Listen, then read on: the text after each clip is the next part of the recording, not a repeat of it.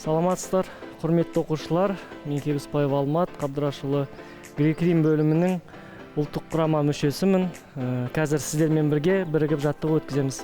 Бірге болыңыздар.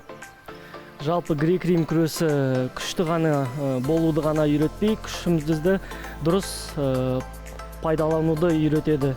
Енді жаттығу барысында тағы да анығырағын түсіндіріп отырамын. Енді көп созбай жаттығуымыз бастап кетейік. Бірінші жаттығуымыз орында тұрып адымдаймыз.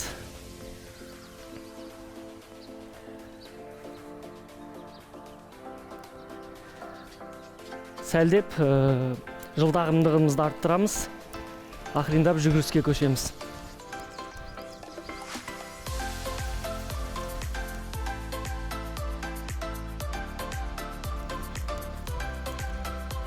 Құрметті оқушылар, сіздер партада, компьютер алдында көп отырғаннан кейін мойындарыңыз артып қалуы мүмкін.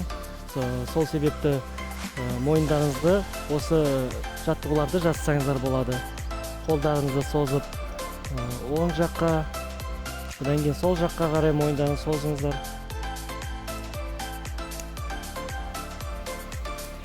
Одан кейін ақырындап алдыға, артқа созсаңыздар.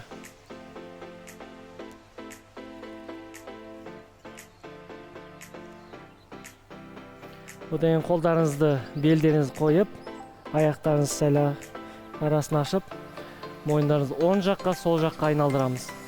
Асықпай айналдырамыз. Жылдан бірде қимыл жасамау керек. Асықпай оң жаққа қарай созып барынша.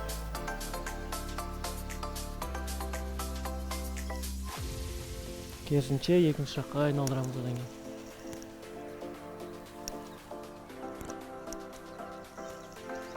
Осы жаттығуды жасасаңыздар, қан айналымы жақсарып, бастарыңызға кислород барады. Сөйтіп жұмыстарыңызды ары қарай жалғастыруға өте тамаша. Енді иықтарымызды қыздырамыз. Ол енді қолдарымызды иыққа ұстап, шынтағымызды айналдырамыз. Алдыға, және де асықпай кеңінен созылып айналдырамыз артқа қарай. Дәл солай артқа қарай айналдырамыз.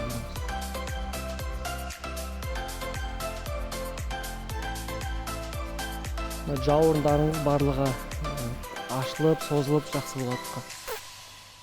Осы қалпымызда тұрып, қолымызды көтеріп, иығымызды шынтағымызды артқа қарай, кеудемізді ашып, одан кейін оңға, солға бұрылып әдіс жасаймыз. Ол міне қайталаңыздар бірге біз.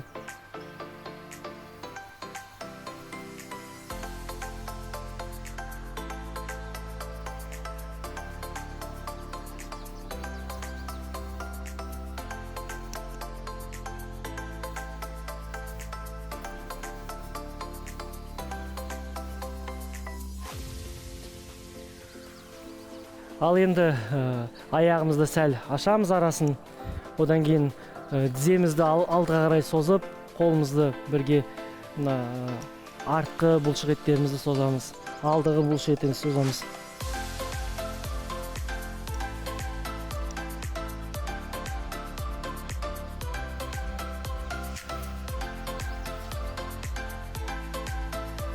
Одан кейін толықтай отырып созсақ та болады. Қолымызды алдыға қарай созып.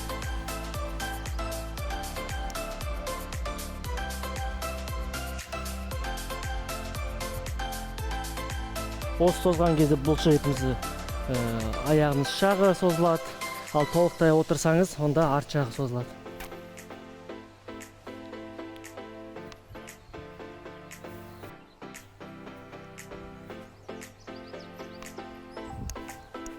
Енді күрделі жаттығуымызға көшейік. Ол енді жерден кеудемізді көтеріп, отжимание жасаймыз.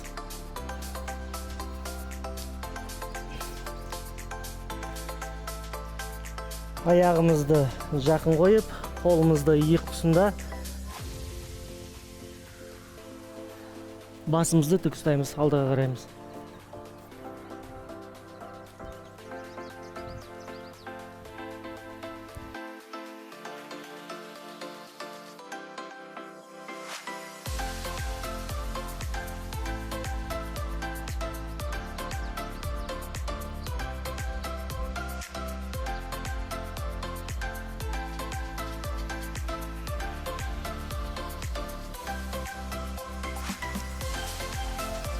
мисалы кыз балалар отжимание жасау кыйындау болса, сіздер тизеге тұрып істесеңіздер де болады.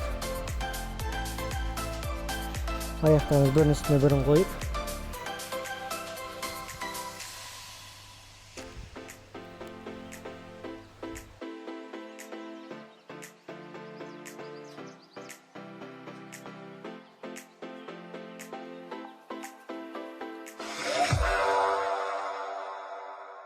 құрметті оқушылар, кезекті күрделі жаттығу түрлеріне көшейік. Ол ішіміздің бұлшық еттерін қатайту, пресс деп аталады. Алдымен жерге бір коврик қойып, соның үстіне жатамыз. Отырып, аяғымызды алдыға созып, қолымызды басымыздың тұсына ұстап, арқаға жатып, қайтадан көтерілеміз.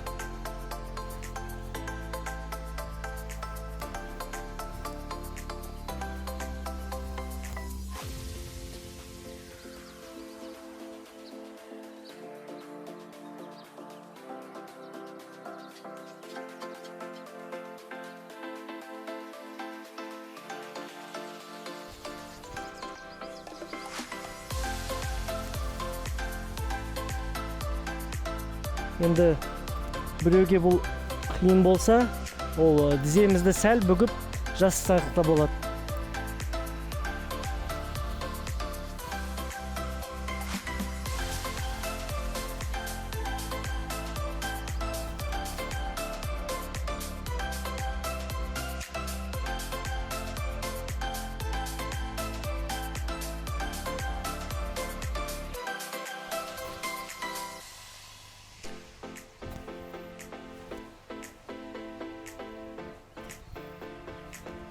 Я болмаса, аяқтарыңызды біреу ұстап тұрса да, немесе бір жерге қыстырып, басып тұрып істесеңіздер болады, егерде қиын болып жатса. Келесі, прессімізді шынықтырғаннан кейін міндетті түрде бел, арқа, бұлшық еттерінде шынықтыруымыз керек. Ішімізге жатамыз.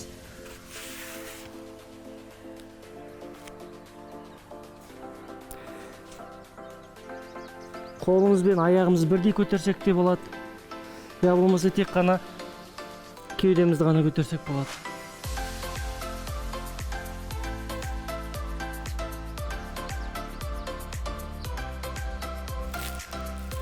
Немесе осындай да қимылдар жасауға болады.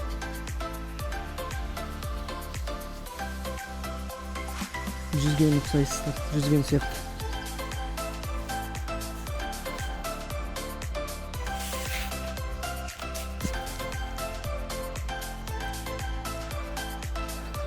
Құрметті оқушылар, осымен біздің бүгінгі жаттығуымыз өзінің мәресіне жетті. Менімен бірге болғандарыңызға көп рахмет. Спортпен шұғылданыңыздар, мықты болыңыздар, сау саламатта болыңыздар.